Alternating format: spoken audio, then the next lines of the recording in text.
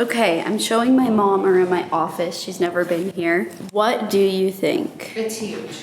Yeah. I did not expect it to be so big. Everyone always says that. It's Monday. She doesn't have work today. And we're gonna go walk around Seattle and just, get lunch somewhere.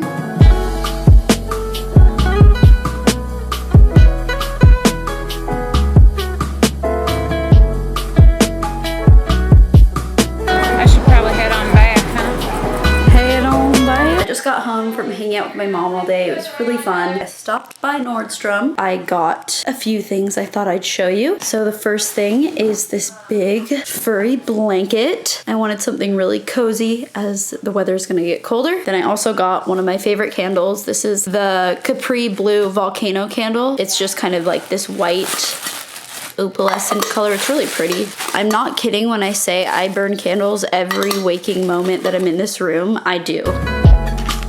No! Oh, are you serious? Don't get me wrong, I totally actually deserve this parking ticket, but man, I just hate the city of Seattle, and I hate how many parking tickets I've gotten. I'm just so in trouble with the law right now. Oh my gosh, I have parking tickets from over the summer that I don't deserve, and I have to fight those. I have a court date in Hawaii, and I have to freaking plead something. I have to mail something about disputing that. Oh my gosh. And now this, really. I'm just so sick of life. Being an adult is hard. Horrible start to the morning, but I'm not gonna let it get to me. I'm not.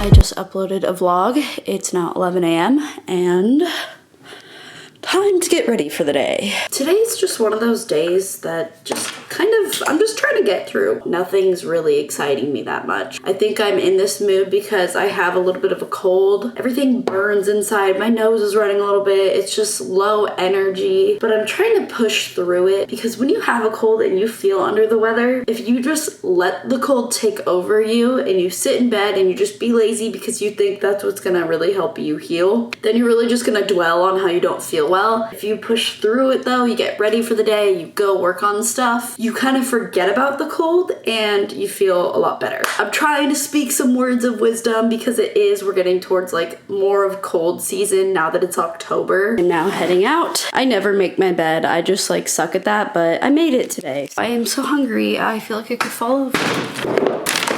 Really? I got a stain on my pants. So I'm in my office and I got an email the other day from a subscriber with a video idea, and I read it and I thought, oh, that's actually kind of a cool idea, so why not do that? It's about YouTube firsts, so your first YouTube things. The first company you ever collaborated with. I have two answers. Coastal Scents. Do you guys remember the Coastal Scents 88 palette? I'm pretty sure that was the first thing I'd ever gotten from a company. I was so excited. And then the first company I ever collaborated with a brand deal on was Tresemme. It was just about their shampoo and conditioner. And I did my first brand deal. It had to have been 2012. And I started my channel in 2009. Pretty sure I got paid $800 for that video. So that was my first ever brand deal I ever did. What was your first video to hit 1 million views? It's the high school you versus child you morning routine. Who was your first PR package from? Benefit Cosmetic. When was your first paycheck from YouTube and how much was it for? I think I didn't get my first paycheck until at least a year into making videos. At least. I would say my first paycheck, if I remember correctly, it was probably $180. How did you tell your family about your YouTube career? I kept my YouTube channel such a top secret. I was just embarrassed to tell my parents about it. And then one day my older sister Vanessa was mad at me for something. To get back at me for being mad at me, she told my parents about my YouTube channel. And they were like, okay, I guess if you're having fun, do this and be safe. First person to film for you. I actually have a story for this. It's so embarrassing when I look back. My first ever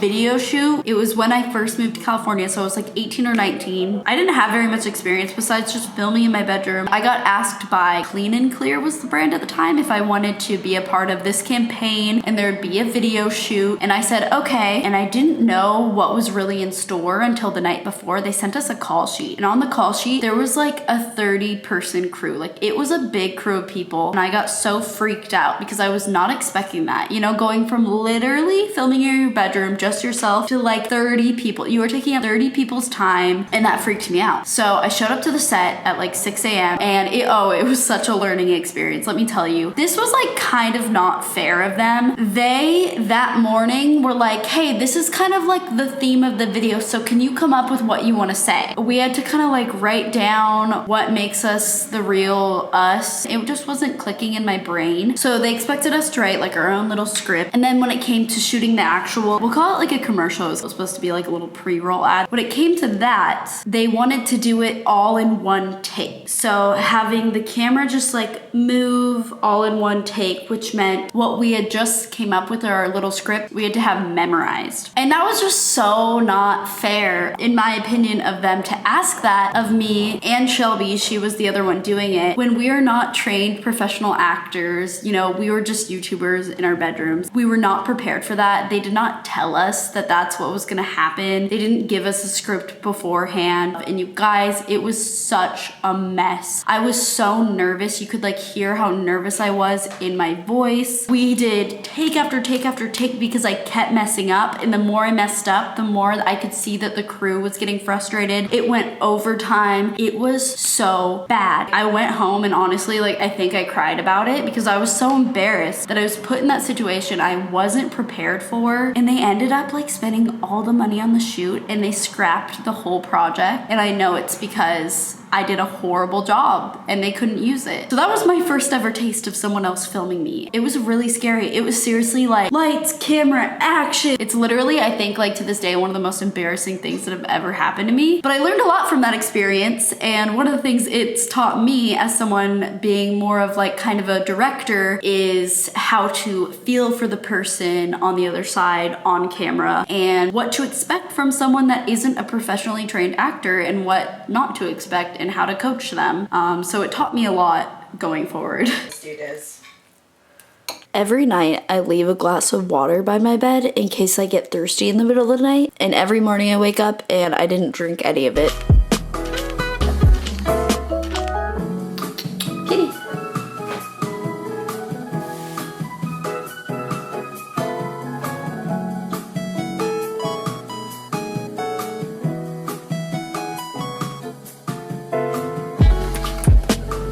You know it's fall when there's leaves on your windshield. I'm headed out to go do this video shoot, and I'm not gonna lie to you guys, most of the time when I go do a video shoot, I don't wanna go. I really don't. I don't like filming. So I always have to find that inner motivation. I always have to ask myself, why are you doing this? Like, what is the root of why you're doing this? And it always comes back to, I wanna help people. I wanna help people with their brands if I'm going to go shoot something. I wanna help people with my advice if I'm uploading a video. It always comes down to that, and once I remember that, I get excited again.